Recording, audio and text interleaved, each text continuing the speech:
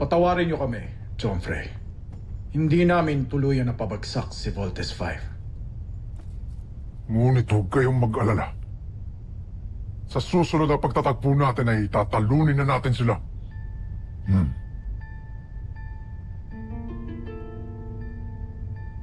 Nakita niyo ba yun? May maling nangyari kay Voltes 5. Yan din na napansin ko, John Frey. Lubha siya ng hirapan sa nangyaring laban. At kahit anong gawin nilang pagkukumpunis sa kanya, hindi na nito mababawi ang kanyang lakas. Kawawang Voltes 5. Ihanda niyo ang susunod nating beast fight. Pagkakataon na natin ito. Masusunod, John Frey.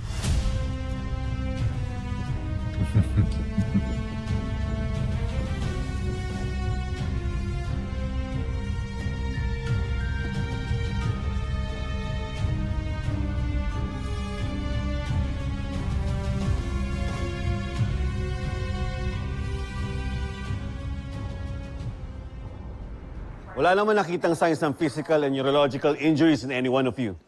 You're all cleared to go by Dr. Alonzo. Thank you, Doctor. Thank you, Doctor.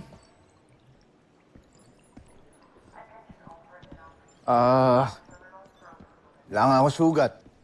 Pero parang yung tiyan ko naman yata yung naapektuhan. Gutom na ako.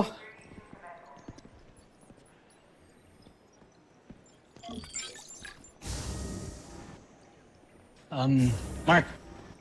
Jamie. Pwede ko ba kayo makausap? Ano bang kailangan pang pag-usapan?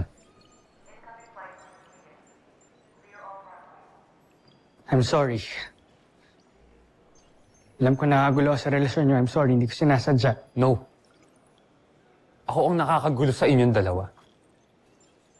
Kasi yung totoo, pinipilit ko lang ang sarili ko kay Jamie. Mark. Ako ang dapat na nagsasorry.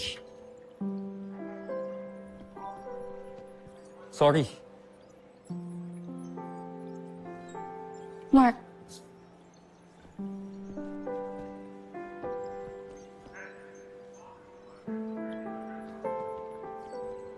Mark. Mark.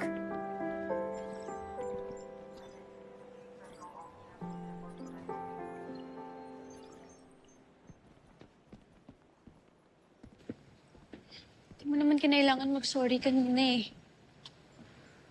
Ikaw naman yung pinili ko, di ba?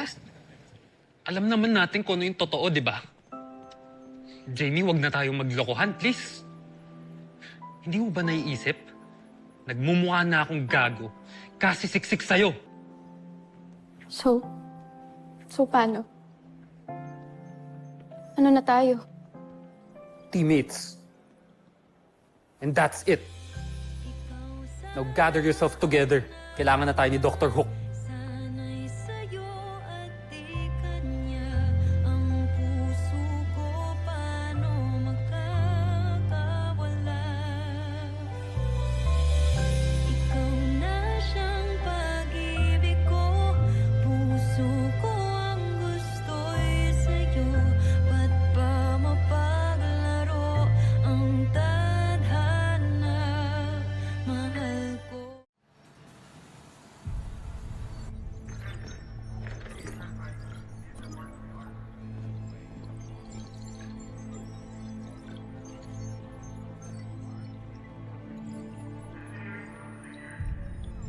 Dr. Hook, ano yung tinitingnan ninyo? Yan ang laman ng capsule na inihulog ng Mechanical Eagle. It's a plan to upgrade Voltes 5. Sino kayo nagpapalipad ng Mechanical Eagle? Saka, bakit niya ito ginagawa? Bakit niya tayo tinutulungan? Hindi ko rin alam. I must say, sobrang laki ng improvements nito. I mean, the plan even includes the electromagnetic ball. Ngayon, kung sino man gumawa nito, kilala niya si Voltes 5. Alam niya lahat ng detalye nito. Si Papa! Ayoko isipin pero si Papa yung gumawa niyan. Oo nga, kuya. Sinasabi ko na nga, be. Dr. Hawk, hindi ho kaya si Papa nagmamaneho ng mechanical legal? Oh, come on. Let's not get carried away. Hindi nga natin alam kung buhay pa siya o hindi.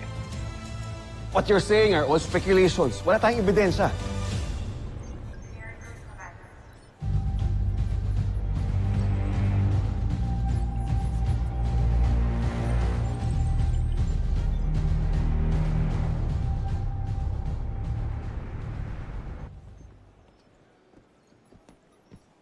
Mark, wait! Bakit, Ava? Wala lang. Kamustahin ko lang sana kayo ni Jamie. So, gano'n na ba siya ka-in love sa'yo, ha? And, oh my God, I have an idea. Mag-double date kaya tayong dalawa. You and Jamie, and me and Steve. Wala na kami ni Jamie. What? Seryoso ka ba? Why? What happened? You know what, Mark? Kung ano man itong problema niyo, I'm sure you can fix this. Go fix this. No!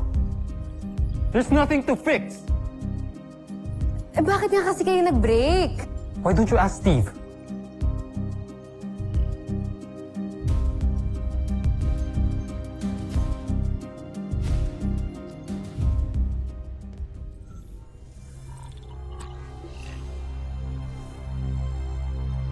Patutunayan ko na ako ang makakabuo ng Beast Fighter na tatalo kay Voltes 5.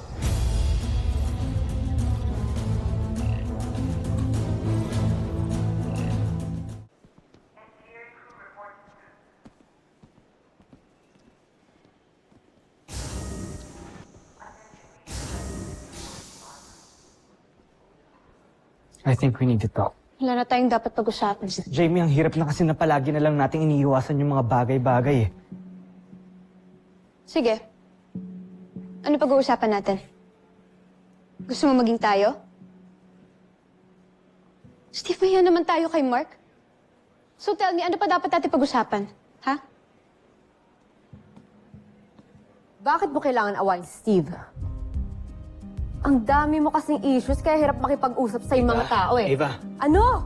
Hindi mo kailangan makialam dito ha. Makikialam ako kung may umaargabyado sa'yo. O ano, Jamie? Ba't di ka makasagot? Hindi ako ang maraming issues. Si Steve yun.